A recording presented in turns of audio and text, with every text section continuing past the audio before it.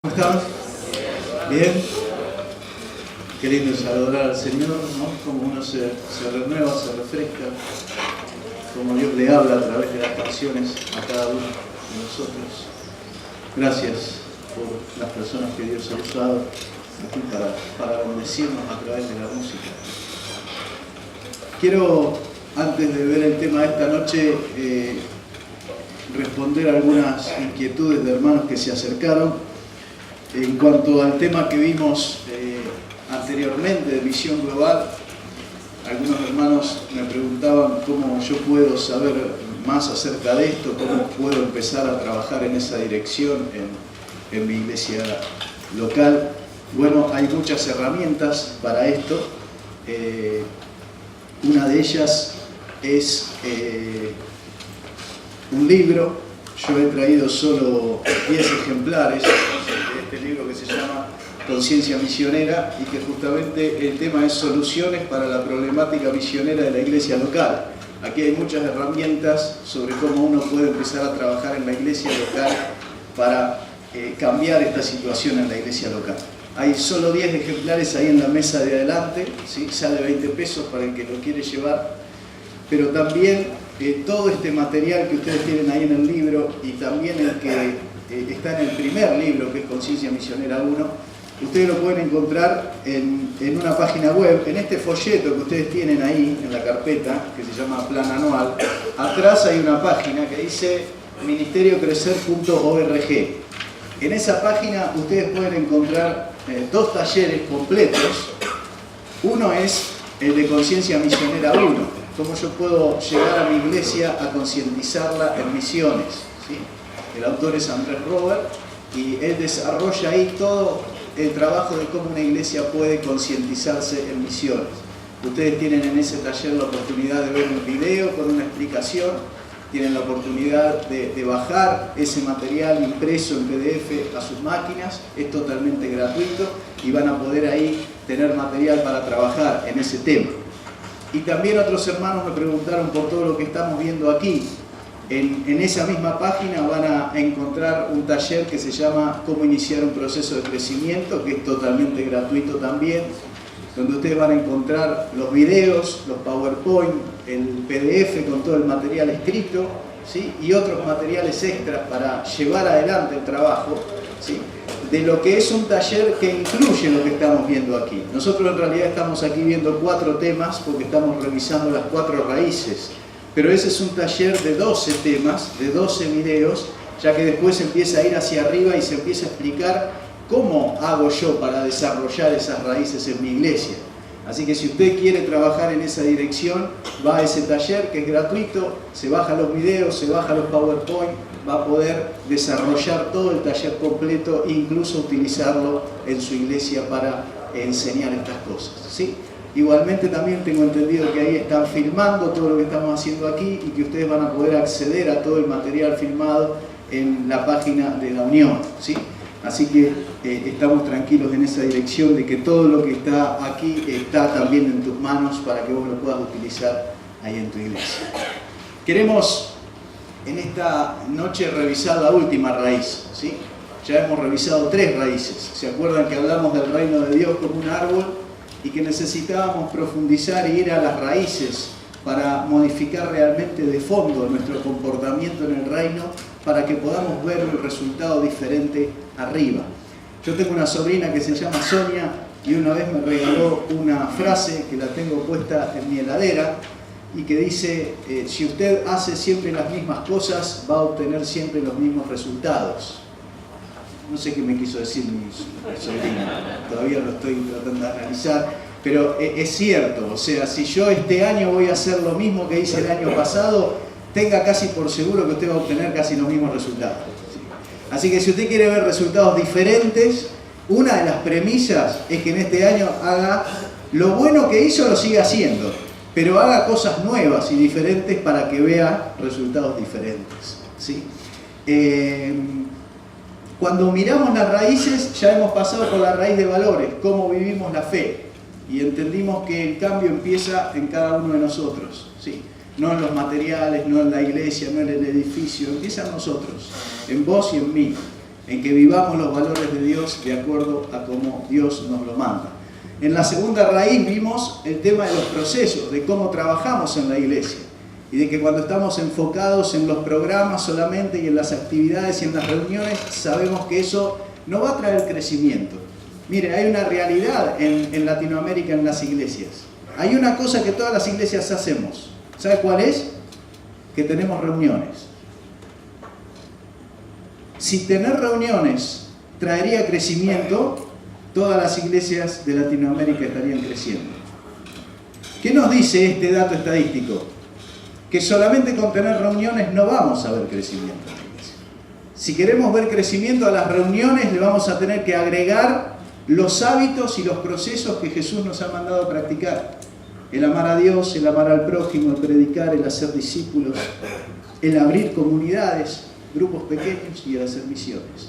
Estos 5 procesos tienen que estar primero en nuestra vida, nosotros de estar viviéndolos para poder dar el ejemplo a la congregación, y entonces sí que la congregación se empiece a empapar también y ellos también empiecen a vivir cada uno de estos procesos.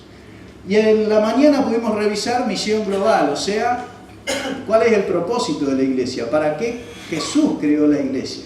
Y hoy a la mañana vimos claramente que Jesús espera que cada iglesia crezca localmente, plante nuevas iglesias y envíe misioneros hasta lo último de la tierra. Y si queremos de alguna manera, como ustedes están pensando y evaluando a nivel denominación cómo va el trabajo, bueno, esta es una manera muy simple de evaluar también, ¿sí?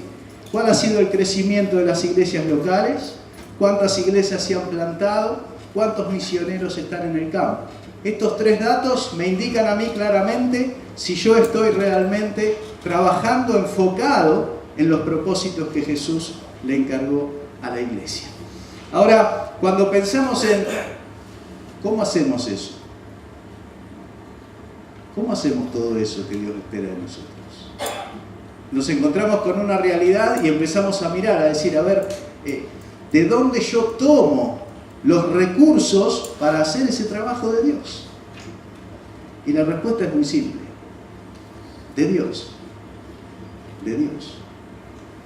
Dios Padre, Dios Hijo y Dios Espíritu Santo, en Trinidad, es el mayor recurso con el que nosotros contamos para hacer esta obra.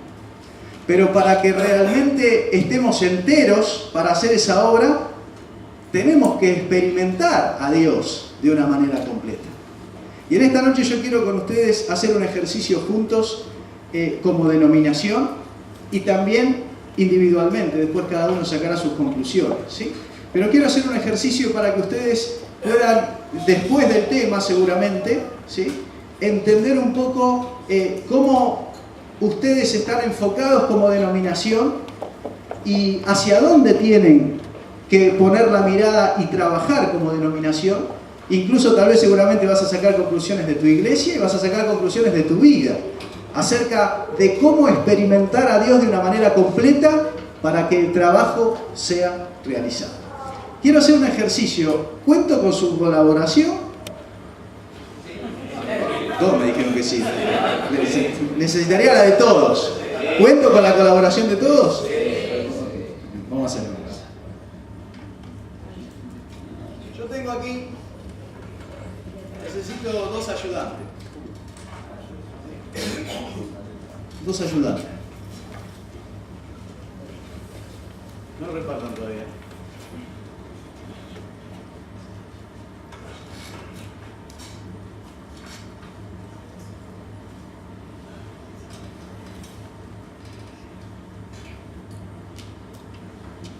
Hay 3 papelitos, es fácil esto. Rojo, verde y azul. ¿Sí? Ellos ahora van a pasar y usted tiene que agarrar uno solo. ¿Sí? No empiece a discutir porque no nos vamos más. Uno solo. ¿Sí? No, espere. En la iglesia, usted entra a su iglesia y hay 3 personas. ¿Sí? Una está orando. ¿Se entendió? La otra está planificando. Está con un papelito, una virome, ¿sí? Está planificando qué va a hacer la iglesia. Ella está orando por la iglesia. Este está planificando lo que la iglesia va a hacer. Y acá hay otro que está con el folleto en la mano y dice, no, yo me voy a la calle a evangelizar. ¿Sí? Este, el de la oración, si usted se suma al de la oración, ¿sí?, agarre el papel azul. Si usted se suma a la oración, agarre el papel azul. Si usted se sumaría al que está planificando, agarre el papel verde. Y si usted se sumaría al que está con el folleto y sale a la calle a trabajar, agarre el papel rojo. ¿Se entendió? Usted entra a la iglesia. Si se suma al que está orando, agarra el papel azul. Si se suma al que está planificando, agarre el papel verde. Si se suma al que se va a evangelizar a la calle, agarre el papel rojo. Agarre cada uno su papel. Es fácil, ¿sí?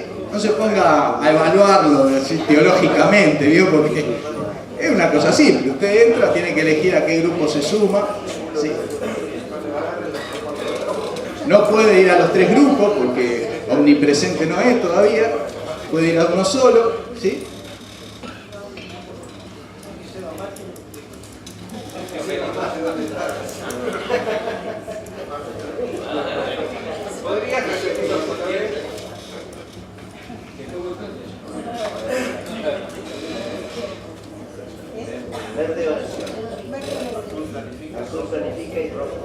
Oración azul, planificación verde, ir a evangelizar rojo.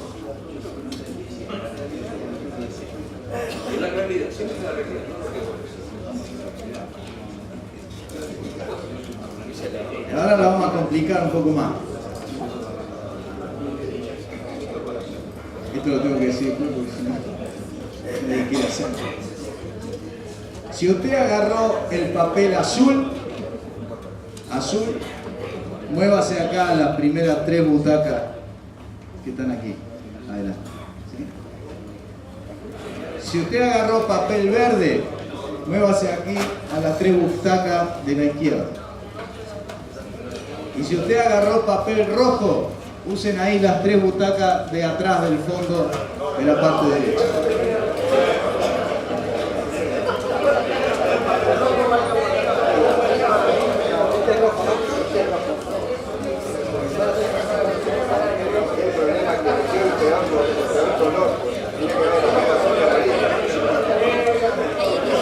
Yo quería elegir el rojo porque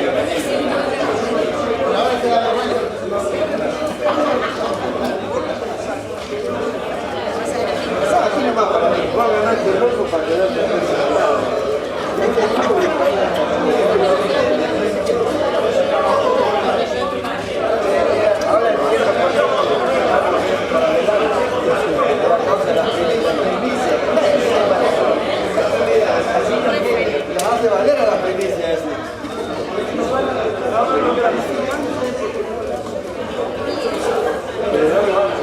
No, si se van a empezar a saludar, no vamos más. Acá los azules. Acá los verdes. Y allá los rojos. Acá los rojos. ¿Ustedes son todos verdes? Azules acá hasta la 4ª fila. ¿Se ven? Allá los rojos. ¿Se ven?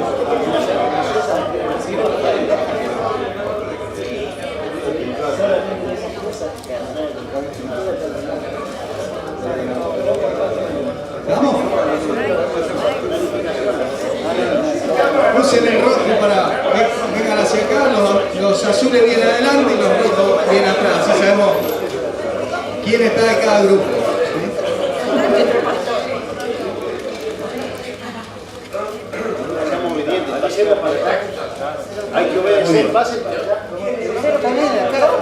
Para saber para qué sirvió todo esto, tienen que esperar al final del tema.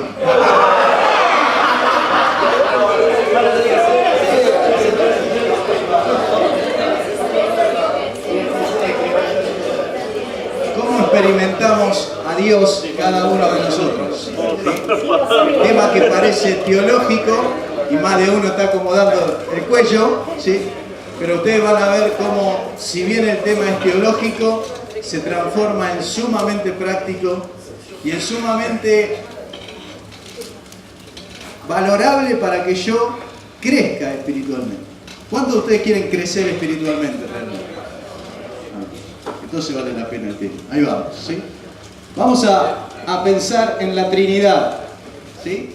Dios Padre, Dios Hijo, Dios Espíritu Santo. Dios en tres personas, ¿sí? Un Dios Padre que nos ama, un Dios Hijo que muere en la cruz por nosotros, un Dios Espíritu Santo que mora en cada uno de nosotros, que nos sella, que nos convence de pecado. Dios se ha revelado a nosotros de estas tres maneras. De hecho, si nosotros miramos a toda la cristiandad, vamos a ver que la mayoría de nosotros entramos por alguna de estas áreas, ¿sí? Algunos, por ejemplo, han entrado por ver la obra del Padre. Han dicho, sí, este mundo alguien lo hizo, ¿sí? Hay alguien allá arriba que sabe más que nosotros y que hizo todo esto, ¿sí? Si un alfiler la tiene que hacer una persona y dar la vuelta y que quede bien, imagínate el mundo, el sol, las estrellas, no puede ser casualidad. Entonces entran por acá, pero después conocen que Jesús vino a la tierra y que murió en la cruz y que es su Salvador. Y después conocen que el Espíritu Santo es quien los convenció de pecado y los selló como hijos de Dios y los fortalece, ¿sí? Otros han entrado por aquí. ¿Quién no ha ido a una campaña, ha escuchado de Jesús o alguien le habló de Jesús simplemente y él conoció que Jesús murió en la cruz por sus pecados? Pero después también entendió que hay un Padre que lo ama y que mandó a Jesús y que hay un Espíritu Santo que trabaja en su vida para que él pueda llegar a Cristo. Y hay gente también que ha entrado a conocer a Dios a través del Espíritu Santo, por una experiencia, por algo que le sucedió, por algo que el Espíritu Santo hizo en su vida y que lo guió y después entendió, pero también ese Espíritu Santo es el que está en Jesús, que murió en la cruz, que es mi Señor, mi Salvador, y todo esto ha sido orquestado por Dios Padre para que nosotros seamos salvos. Todos nosotros entramos por diferentes lugares y después de alguna manera conocemos al resto de la Trinidad. De hecho, también en cada una de nuestras denominaciones en Latinoamérica, Hermanos Libres, Bautistas, Pentecostales, Asamblea de Dios, Unión Evangélica, Alianza Cristiana y Misionera, y ¿sí? Nosotros recibimos una fuerte enseñanza muchas veces fundada más en una de estas personas de la Trinidad que en otras, ¿sí?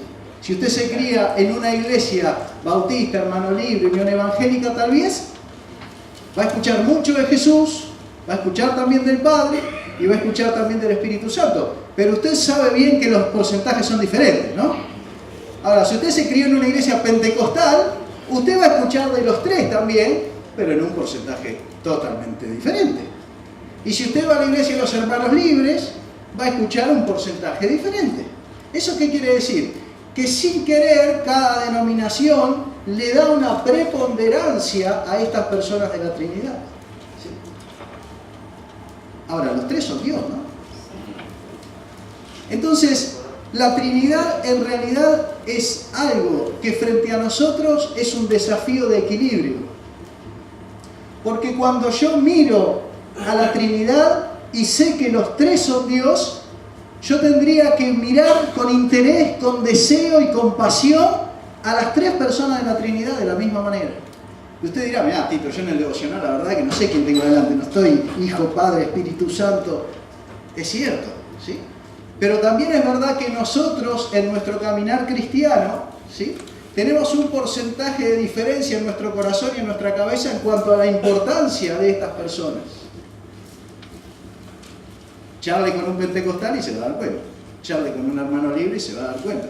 En la charla, él le va a hablar más de Jesús, el otro le va a hablar más del Espíritu Santo y otros le van a hablar más del Padre, ¿sí? Y esto, como dice Jesús, de la abundancia del corazón habla la boca. O sea, de aquello que es importante en mi corazón, yo le doy importancia, ¿sí? La Trinidad es para nosotros una relación con cómo Dios nos ha creado. Dios nos ha creado con tres dimensiones: espíritu, cuerpo, alma y espíritu. Cuerpo, alma y espíritu. El cuerpo material que cada uno de nosotros tiene, el alma, que es nuestra voluntad, en la cual nosotros decidimos lo que hacemos, por eso tenemos el libre albedrío, si no, no tendríamos libre albedrío. Aún siendo cristianos, seguimos teniendo libre albedrío. Y el espíritu, que es el que nos conecta con Dios para nosotros tener relación con Él. 3 dimensiones de nuestra vida que se relacionan directamente con quién es Dios y con su manera de ser. Otra área que podemos mirar en relación a la Trinidad. Hay 3 obras en la Biblia que son claves. Y es interesante ver que cada una de esas obras está relacionada con alguien de la Trinidad. Por ejemplo, nosotros podemos hablar de la creación y sabemos que Dios Padre creó el mundo. Nosotros podemos hablar de otra gran obra en la Biblia que es la muerte en el Calvario y sabemos que quien murió ahí no es ni el Padre ni el Espíritu Santo, sino que fue Jesús. O sea que vemos que en la Trinidad hay una unidad, pero también hay trabajos, hay funciones diferentes en cada uno de los que conforma la Trinidad.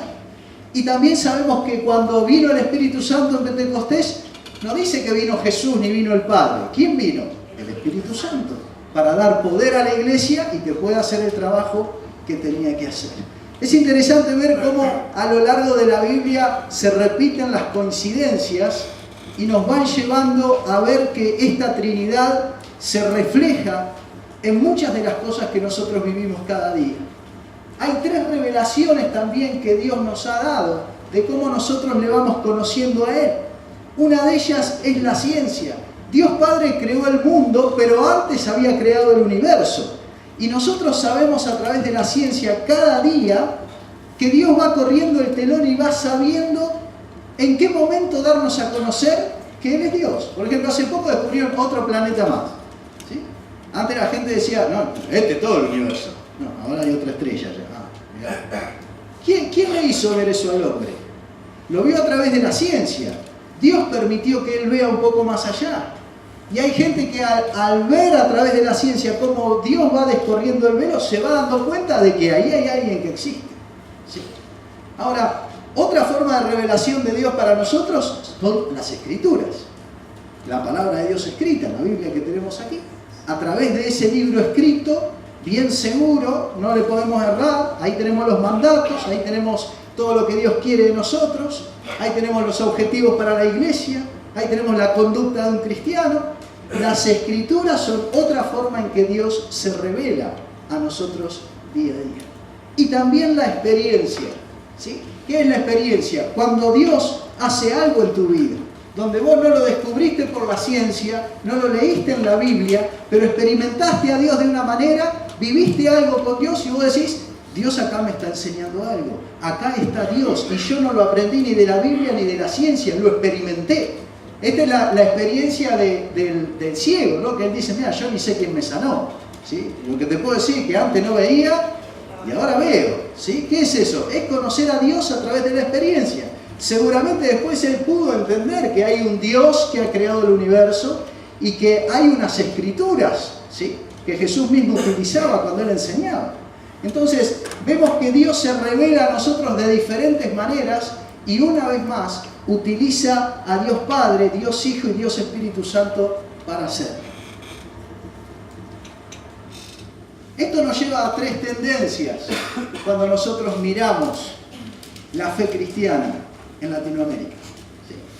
En primer lugar, nos lleva a una tendencia liberal que tiene que ver mucho con la Iglesia Católica e incluso también con algunas iglesias cristiano-evangélicas, donde lo único que se mira es para el lado del Padre y donde lo que se dice es, mira, Dios es bueno, Dios nos ama, Dios nos va a salvar a todos en definitiva. ¿Sí? Todos vamos a pasar.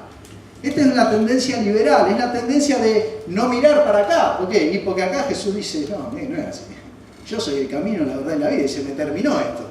¿Sí? Fíjense cómo se equilibra la fe cuando yo miro a las 3. Ahora, si miro solo para acá, empiezo a entender a Dios mal. ¿Sí? Porque Dios es amor, Dios Padre me ama, pero la Biblia también dice que es justo.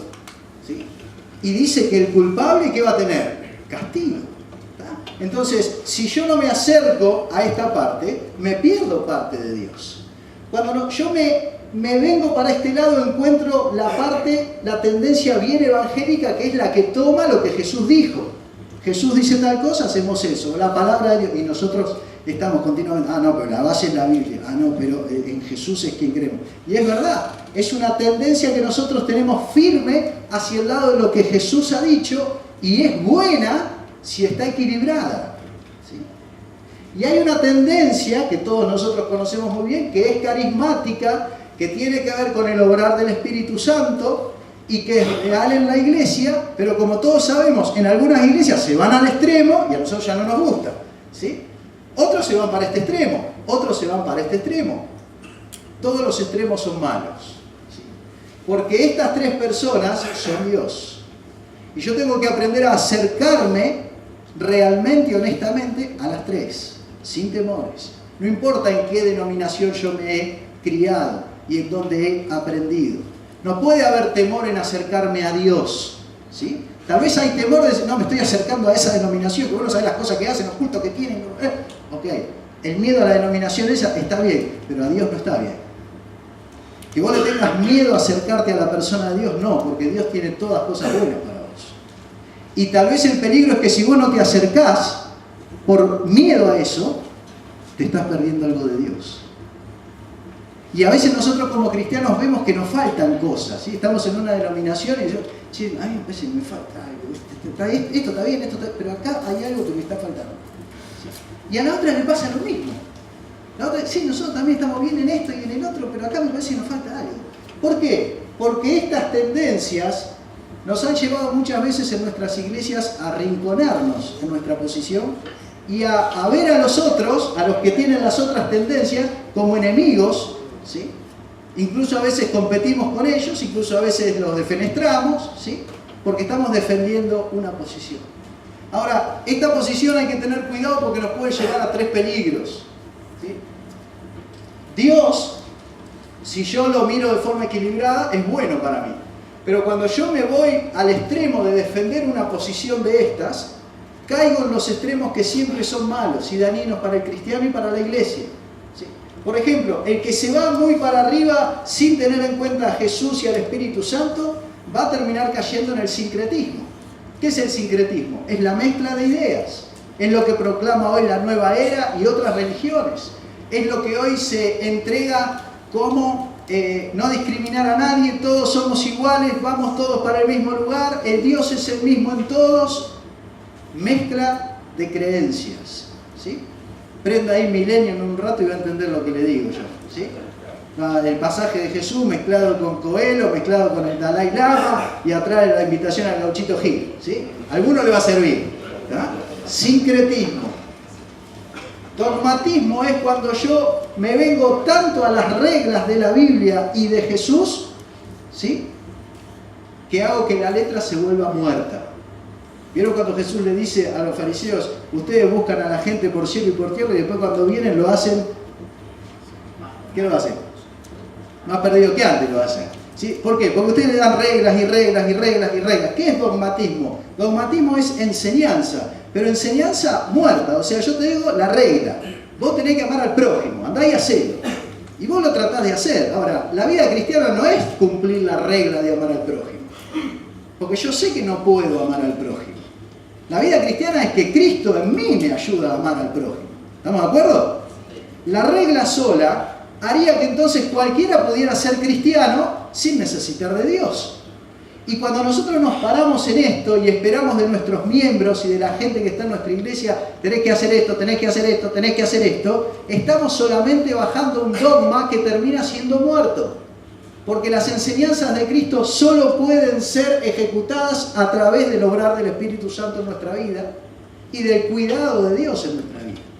Entonces, aquí tenemos otro peligro. Y el último peligro que tenemos es cuando la persona toma al Espíritu Santo de manera tan extrema que cae en el espiritualismo. Que es cuando, para que lo entiendan rápido y sin explicaciones, ¿vieron a esa persona que usted le dice, no, a mí Dios me dijo tal cosa? Sí, pero mirá que acá la Biblia dice, no importa. ¿Cómo no importa? Si se supone que, no, yo estoy, parece, esa gente vio que está Wi-Fi con Dios, ¿sí? Tiene internet directa, y no importa lo que usted le diga, para ello espiritualismo. O sea, me voy de que hay un Dios Padre, que tiene un plan, que mandó a su hijo, que escribió la Biblia, ¿sí? Esto le da equilibrio a la fe. Y cuando yo pierdo esto en cualquiera de los lugares, pierdo el equilibrio como cristiano. Cuando nosotros miramos nuestra fe cristiana, necesitamos ver que la manera en que vivimos la fe, la vamos transmitiendo a la iglesia. Y cuando yo vivo una fe desequilibrada en estas tres personas de la Trinidad, yo tendría que buscar con la misma pasión a ver qué es lo que Dios Padre quiere enseñarme, a ver qué es lo que Jesús me dice que haga, a ver qué es lo que el Espíritu Santo espera de mí, con la misma pasión, con las mismas ganas, con el mismo deseo, porque es Dios. Y a veces cuando vos sentís que te falta algo en tu vida espiritual, puede ser que esté faltando colocar en su lugar a alguna de las personas de la Trinidad que están ahí esperando que vos quieras darle lugar en tu vida. Sin temores. Dios no te va a hacer daño. Dios no te va a hacer daño. Cuando Pablo habla de una iglesia equilibrada, justamente es muy interesante ver en este pasaje, 1 Corintios 12, 4 al 6, que él busca que la iglesia se equilibre en las tres personas de la Trinidad. Fíjense cómo dice el pasaje. 1 Corintios 12, 4 al 6.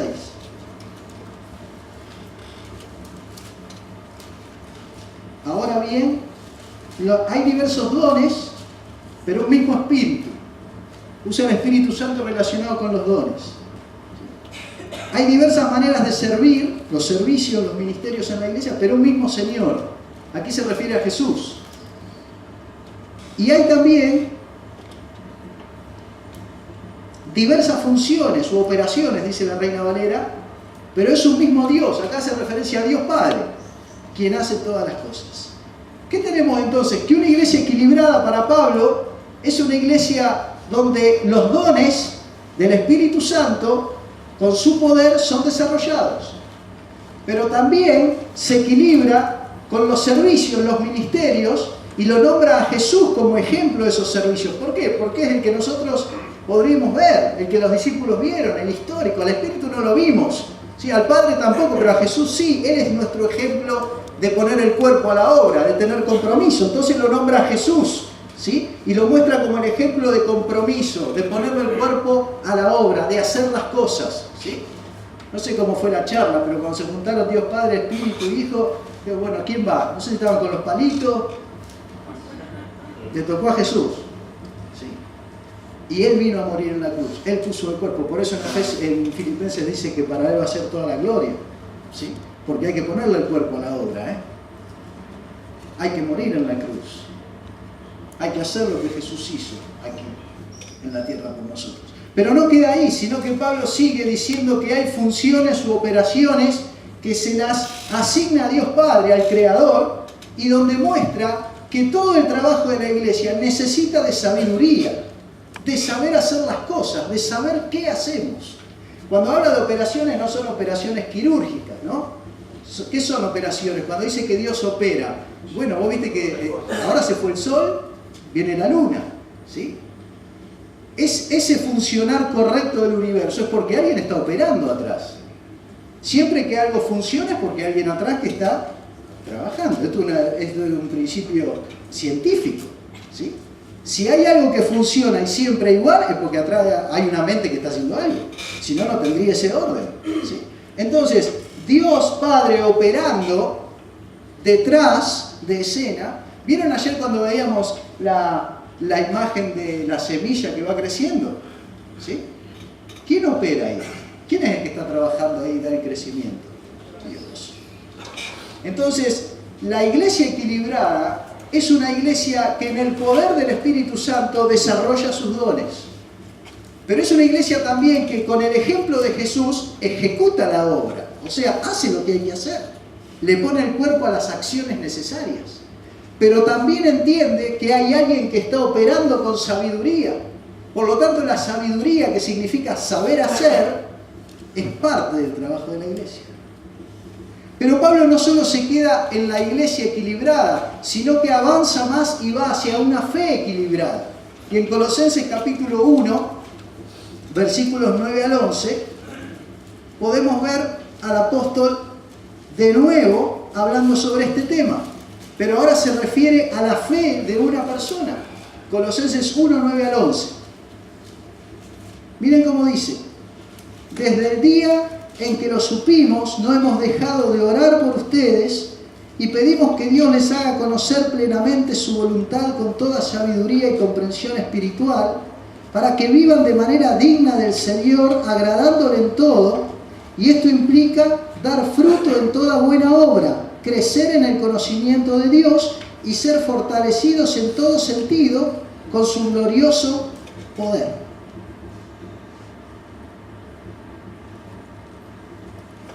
Voy a usar en el PowerPoint lo de cómo lo utiliza la Reina Valera.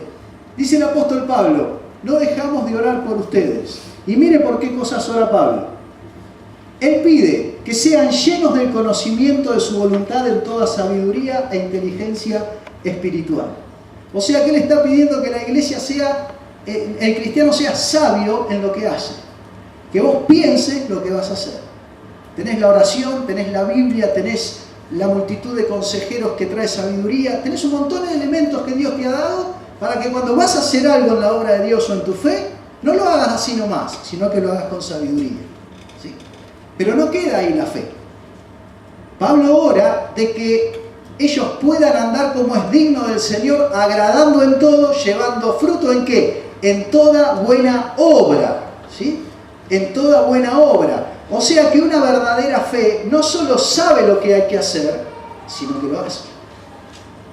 Tenemos que ir a evangelizar allá. No. Ahí podríamos ya decir, bueno, la iglesia está trabajando. No, le falta algo acá, ¿no? ¿Qué le falta a esta fe? Dice Pablo: fortalecidos con todo poder conforme a la potencia de su gloria, obtendrán fortaleza y paciencia. ¿De quién viene esto? El poder. Vimos hoy en Hechos 1:8 que el poder, la capacidad de hacer las cosas en Dios viene del Espíritu Santo. Entonces una fe equilibrada es aquella que sabe lo que hay que hacer, que lo piensa, que lo planifica, que ora, que busca sabiduría de Dios para hacerlo, que después ora y lo va a hacer en el poder del Espíritu Santo, pero que también en definitiva va y lo hace. Cuando un cristiano o una iglesia combinan estas tres cosas en su vida, hay fruto. Sabiduría, compromiso y poder. La vida del cristiano y la vida de la iglesia tiene que ver con estos tres componentes. La Biblia dice que Dios hizo el mundo con sabiduría. Y nosotros necesitamos en la iglesia trabajar con sabiduría. Hace un tiempo una iglesia hizo un esfuerzo enorme y loable en ir hasta un barrio del norte y repartieron en todo un pueblo folletos con el mensaje del Evangelio a todas las personas.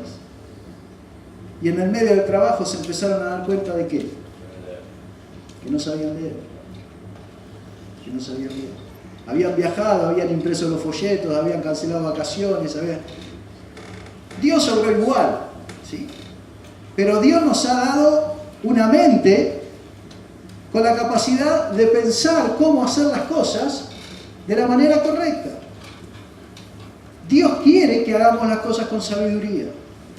Yo no estoy de acuerdo con aquel que dice, bueno, yo la voy a hacer de cualquier manera, total Dios va a bendecir.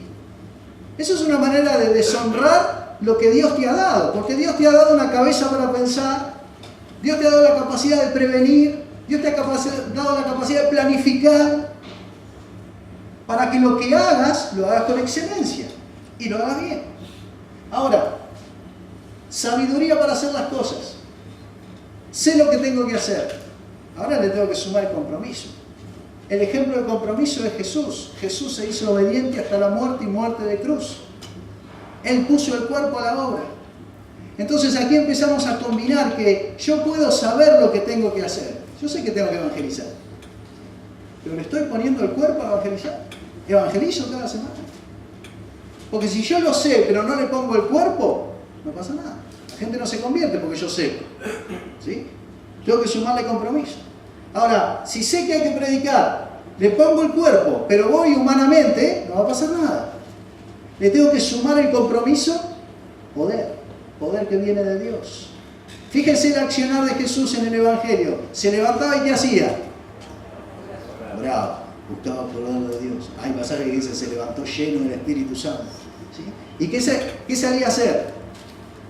A ponerle el cuerpo a la obra, a predicar, a ser discípulos, sanar, enseñar, lo que venga, amar al prójimo. ¿Sí? Pero también lo hacía con sabiduría. Jesús no salía al tuntún. ¿Sí? Hay un pasaje en el Evangelio muy claro donde Él ora, Él se levanta, hay un montón de gente que quiere ver a Jesús. Los discípulos dicen, Jesús, vení, que allá son re famosos, te están buscando. Y Él dice, no, yo tengo que ir para allá. Él había planificado su día. Hoy yo les hablaba a ustedes de objetivos. ¿Sí? Me dice, bueno, objetivo a un año, objetivo a 6 meses. Jesús tenía objetivo para cada día. Y ese pasaje lo demuestra. Porque cualquiera de nosotros, pastores, si nos dice que hay un montón de gente que nos busca, ¿qué hacemos? Salimos corriendo para allá. ¿Dónde? ¿Dónde? ¿Sí? Jesús dijo, no, yo ya planifiqué mi día y hoy voy a aquel lado. Esa es mi agenda para hoy. Y esa agenda es una agenda que está de acuerdo a los valores de Dios. Y es una agenda que he planificado en sabiduría. Y ahora simplemente la voy a ejecutar. Jesús no se dejaba desenfocar por las circunstancias del ministerio. Te buscan mucho, te quieren esto. Él tenía un plan para su vida. Y cada uno de nosotros tendría que tener un plan sabio para su vida. Una vez un mentor me enseñó, Tito, después de cenar, cada noche, anda a un lugar tranquilo. Yo tengo mi terraza ahí en casa, ahí puedo estar tranquilo. Anda a la terraza y en 15 minutos arma tu agenda para el otro día. Y armala de acuerdo a lo que Dios quiere. Y cuando empiece el día, no negocies nada. No, pero mirá, nada. Entonces uno empieza a ver que cada día se transforma en un eslabón de lo que Dios quiere hacer en tu vida. ¿Cuántas veces nosotros nos levantamos a la mañana y sí, hoy voy a esto y el otro, sí, y vemos las flores que hay que ponerle agua, entonces vamos para allá y encontramos el control remoto y venimos para acá y encontramos la factura de la luz y vamos para el otro lado y terminó el día y no hicimos nada? ¿O no? Dios nos ha dado sabiduría para planificar lo que hacemos. La Biblia indica que todo lo hizo hermoso en su tiempo. Cada día que Dios te da es el presente de tu vida. O sea, es un regalo para tu vida. ¿Por qué? Porque vos en 24 horas podés hacer un montón de cosas. Y si nosotros con sabiduría planificamos cada día, podemos empezar a ponerle el cuerpo a las cosas que Dios espera de nosotros. Y si hemos buscado el poder de Dios, Dios va a fructificar ese accionar diario de tu vida. Cada día de tu vida puede empezar a ser un obrar de Dios especial en lo que suceda con vos. Si combinás estas 3 cosas. ¿Sí? Ahora, sabiduría más compromiso más poder es igual a una vida fructífera. Una vida que da fruto. ¿Sabemos lo que tenemos que hacer? Sí. Dios nos ha dado los mandamientos bien claros. Vimos cuáles son los valores de Dios para nosotros. También podemos planificar cómo hacerlo sabiamente. Pero después tenemos que ponerle el cuerpo. Y tiene que estar el compromiso de hacer las cosas. Y a eso le tenemos que sumar la búsqueda de Dios, en oración, en ayuno, en lo que vos creas necesario. Y cuando estas cosas se combinan, tu vida vas a ser una vida que da fruto. Si tu vida, pastor, es una vida que da fruto, los que están alrededor tuyo van a empezar a querer lo mismo para sus vidas. Y muy pronto vos te vas a encontrar rodeado de gente, 4, 5, 10, 15, que también quieren ver esos frutos en sus vidas.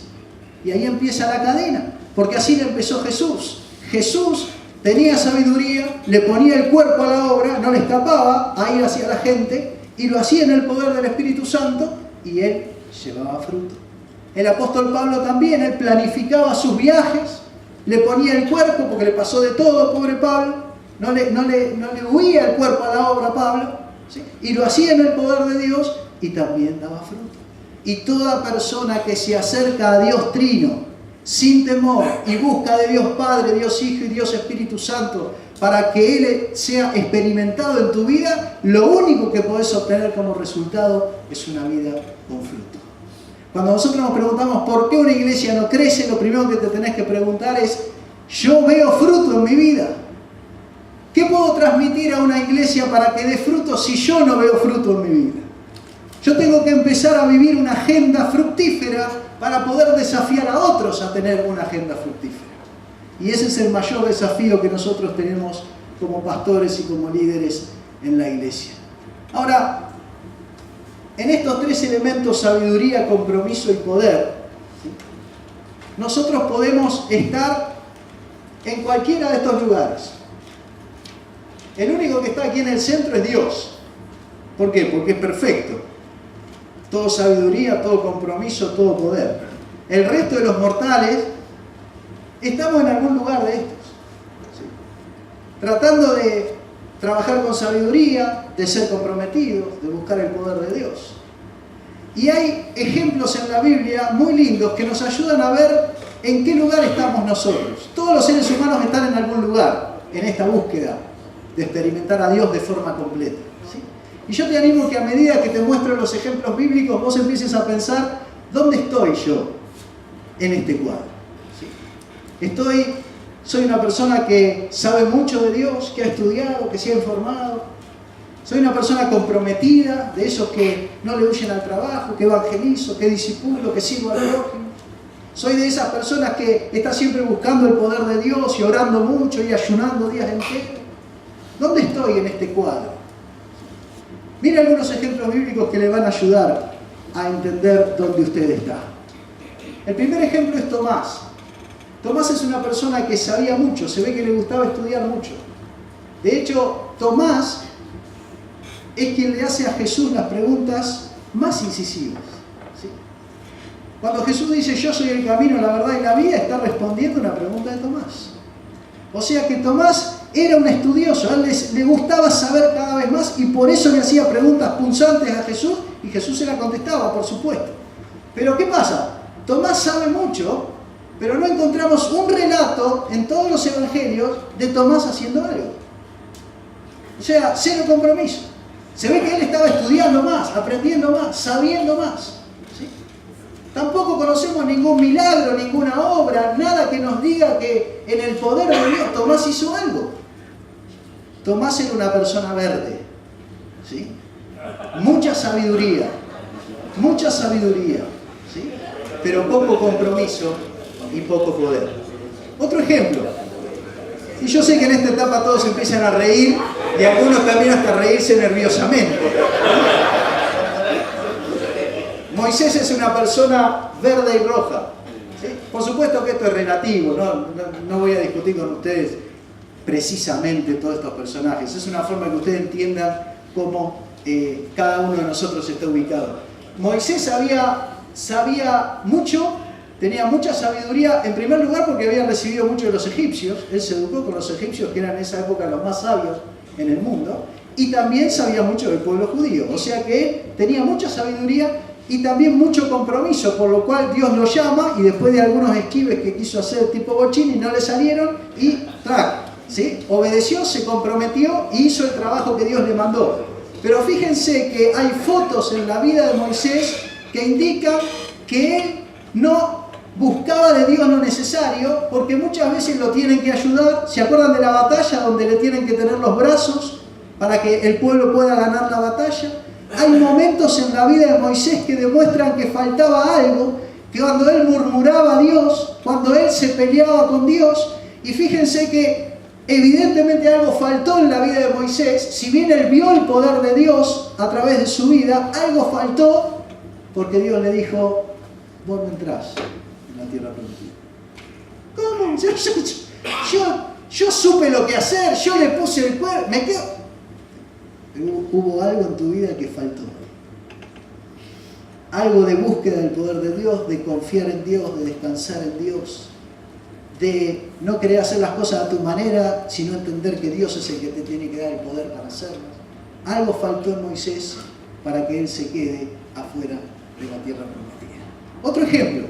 Este es un ejemplo típico de cristianos que saben mucho, que son muy comprometidos, pero que usted no ve el poder de Dios en su vida. Nunca hay un convertido, nunca hay una respuesta a la oración, nunca hay un discípulo que se viene a bautizar por el trabajo de él. Él trabaja y sabe, pero no ve el obrar de Dios en su vida. Pasan los años y él no ve que Dios hace cosas a través de él. Y es bueno que él entienda que aparte de sabiduría y poder y compromiso, él necesita buscar del poder de Dios para hacer las cosas. Y ahí va a poder ver realmente el obrar de Dios en su vida. Marta. ¿Se acuerdan del episodio de Marta y María? Estamos todos ubicados ahí, una barriendo y la otra sentada. ¿Sí? ¿Cuál es Marta? La que está barriendo. ¿Sí? Marta es una colorada, roja, total. Es esa persona en la iglesia que abre la iglesia, la cierra, la barre, corre los bancos, baldea, va a predicar, viene. Rojo total. ¿Sí? Le encanta trabajar. Le encanta hacer cosas. Pero ¿qué le falta a Marta? Le falta sabiduría. Porque viene Jesús, que es el mayor maestro de la época, a su casa y ella sigue barriendo.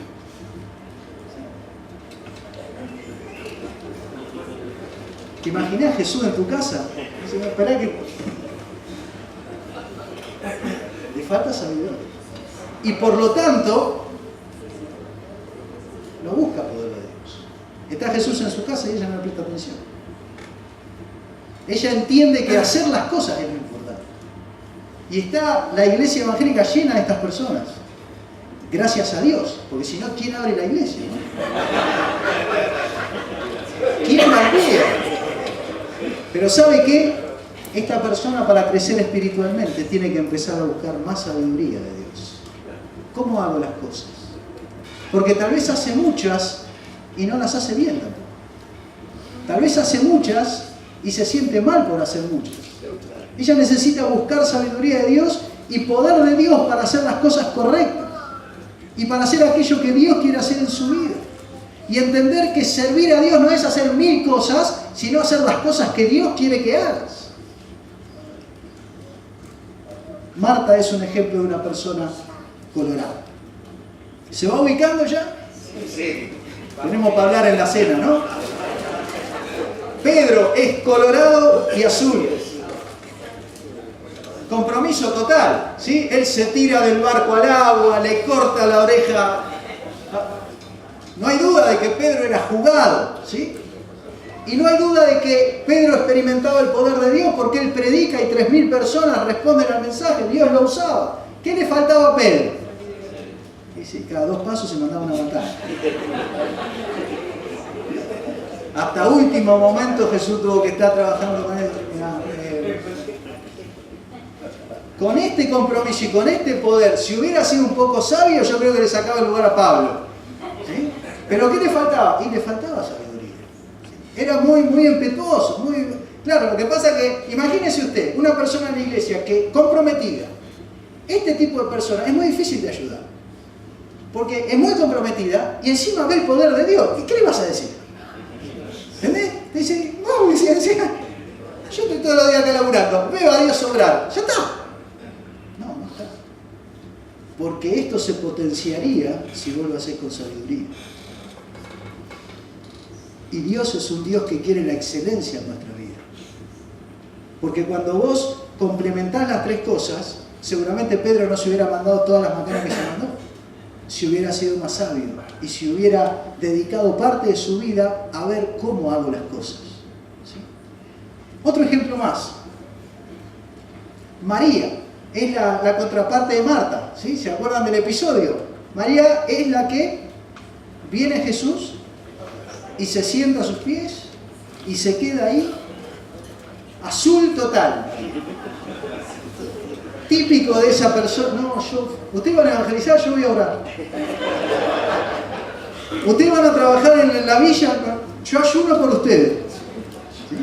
No es malo, está bueno. ¿Sí? Es parte de lo que Dios quiere en nuestra vida. ¿Sí? O sea, que Marta barra. ¿Sí? Yo estoy con Jesús. Y si bien en ese pasaje Jesús dice que María se lleva la mejor parte, es verdad que se lleva la mejor parte. ¿Sí? Pero también es verdad que María no es sabia.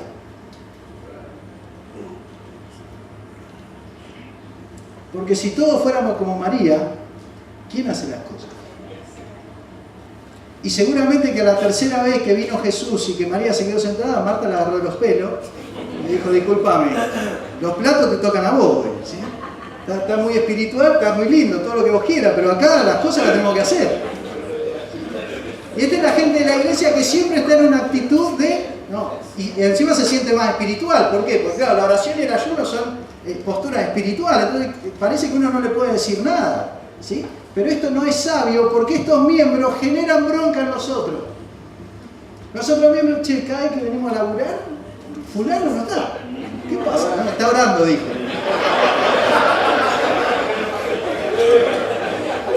A María le falta sumarse a hacer las cosas y le falta sabiduría de Dios para hacer las cosas. Si a esta postura que ella tiene de buscar a Dios, espectacular, buenísimo, le suma lo otro, va a ser una persona realmente que va a dar fruto. Y el último ejemplo, Jonás. Jonás tiene mucha sabiduría porque de hecho cuando él ve la situación de Nínive, él entiende la situación espiritual de Nínive y está dispuesto a ir a predicar a Nínive y experimenta el poder de Dios porque él predica y la gente responde al mensaje de Jonás. ¿Cuál es el problema de Jonás? El compromiso. Dios le dice que vamos para allá y él se va para allá. Este es el típico cristiano de la iglesia que sabe mucho, vos no le podés decir nada porque él sabe, ¿sí? Estudió de la Biblia, conoce, te pasa el trapo en doctrina, ¿sí? Ve experimentar a Dios. Este tipo es muy difícil de ayudar también. ¿Por qué? Porque dice, yo sé lo que hay que hacer, ¿eh? Y encima Dios obra a través de mi vida, ¿sí? Pero no lo ve agarrar un trapo jamás. No lo ves en una actividad jamás. Jonás necesita para crecer empezar a ponerle el cuerpo a la obra. Y de hecho Dios lo obligó a que le ponga. ¿Para dónde lo guió Dios cuando lo metió en la ballena, lo tiró para allá y le hizo todo lo que le hizo? ¿Para qué lo hizo Dios? Para que venga para acá. Vos le vas a poner el cuerpo a esto, ¿sí? Tu manera de crecer en la fe no es saber más ni buscar más de Dios. Tu manera de crecer es ir en la dirección donde no querés ir, que es ponerle el cuerpo a la obra y ser obediente a lo que yo te digo. Te dije el barco para allá, toma el barco para allá. Entonces, nosotros nos encontramos aquí en que cada uno de nosotros está en uno de estos lugares. Y para crecer tenemos que ir en la dirección que nos falta, ¿sí? Ahora, uno de los grandes errores es que el sabio cree que para ser más espiritual, ¿saben qué tiene que hacer? Ser más sabio. ¿No ven ustedes que la persona que estudia mucho, vos le decís, che, vení a trabajar? No, voy a estudiar. O sea, él cree que va a crecer en la fe por ser más verde, por decirlo de alguna manera. ¿Qué le pasa al que trabaja mucho? Lo mismo. Él dice, hice 10 tareas, soy espiritual, ¿sí? Pero si hago 20, soy más espiritual. No. Él es más espiritual si suma sabiduría y suma poder de Dios, no si hace más tareas. Y el poder de hablar, ¿sí? Si yo veo a Dios obrar en mi vida, ¿sí? Creo que cuanto más milagro, más obrar, más convertido, más voy a crecer espiritualmente. Sin embargo, Dios quiere que yo adquiera sabiduría y que le ponga el cuerpo. Fíjense una persona que ora mucho. Dice, che, mirá, vamos a hacer un trabajo para la iglesia, vamos a evangelizar gente, podés venir a ayudar, queremos planificar y queremos salir a hacer otra cosa. Me dice, no, yo voy a orar. ¿Sí? Ok. ¿Y no podría ayudarnos un poco más? Bueno, tal, voy a orar 2 horas.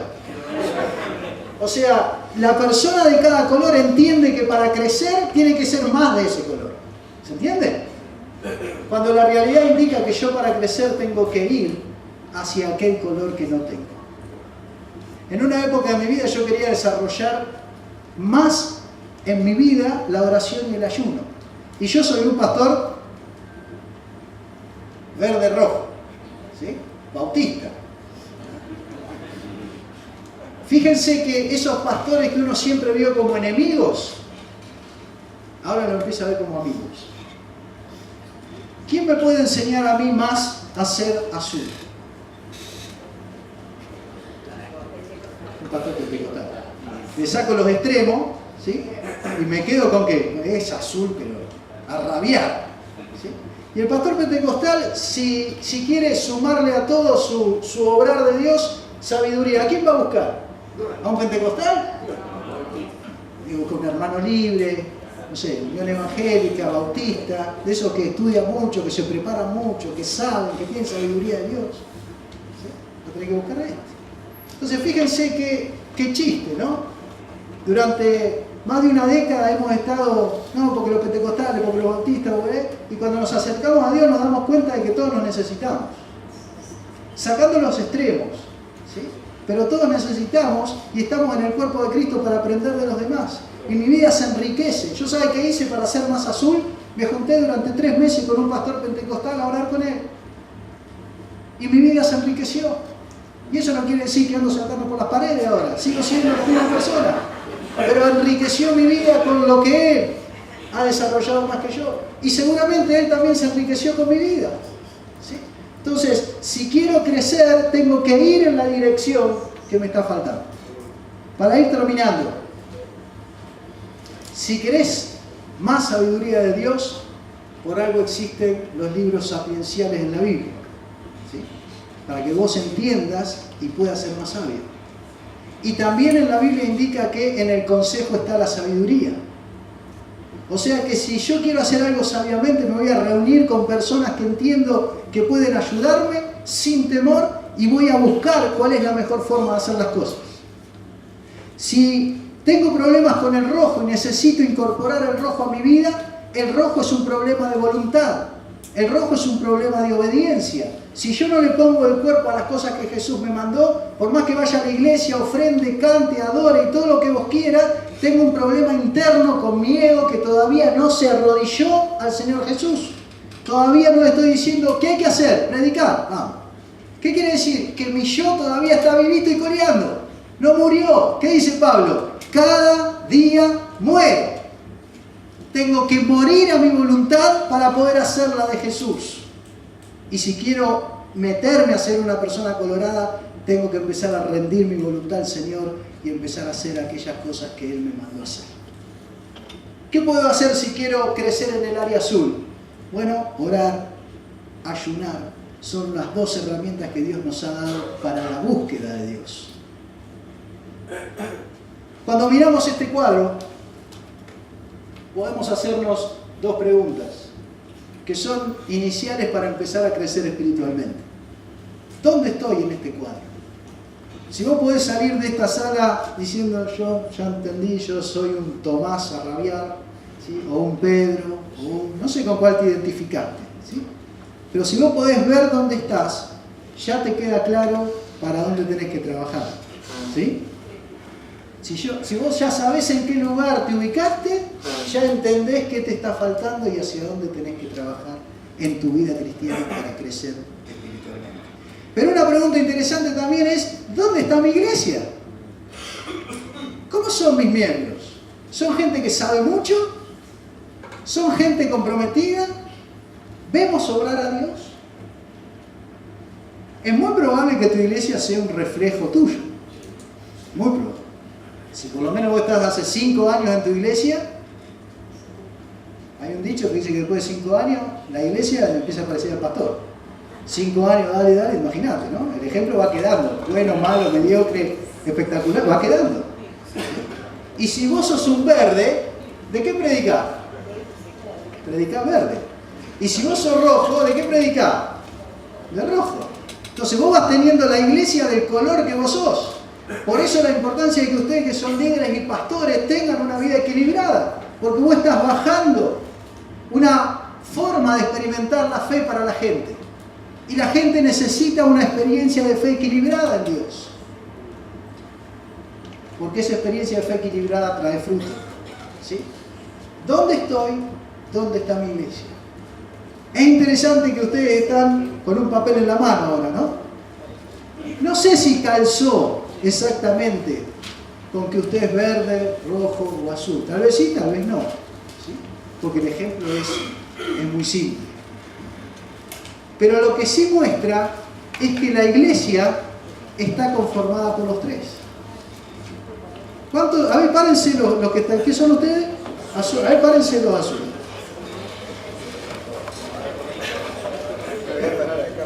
Muy bien.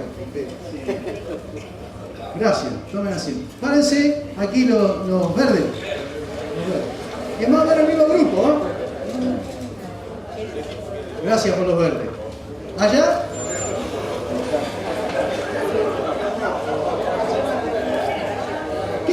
ustedes? Un equilibrio. ¿Quién hace ese equilibrio? Dios hace el equilibrio en la iglesia para que a la iglesia no le falte nada. Pero fíjense que cada uno de ustedes que está en un color puede potenciar su fe.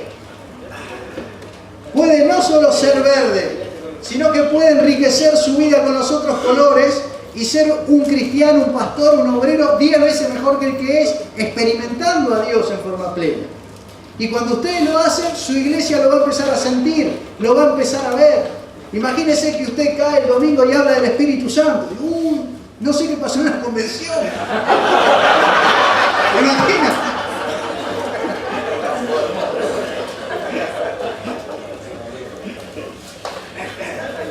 Nuestras iglesias merecen que nosotros le bajemos un ejemplo equilibrado y una enseñanza equilibrada, para que nosotros no estemos rengos en la fe, nos falte algo, para que las iglesias no estén rengas. Es muy difícil para una iglesia que no experimenta a Dios en forma completa hacer el trabajo, ¿sí? Muy difícil. Dios nos ha dado estas herramientas para que nosotros podamos planificar el obrar de Dios, podamos con sabiduría ver lo que vamos a hacer en el próximo año, que estemos decidiendo en nuestra voluntad ponerle el cuerpo a ese trabajo y no solamente decir desde el púlpito que hay que hacer, y que a eso le sumemos la búsqueda del poder de Dios, porque solamente en el poder de Él vamos a poder hacer.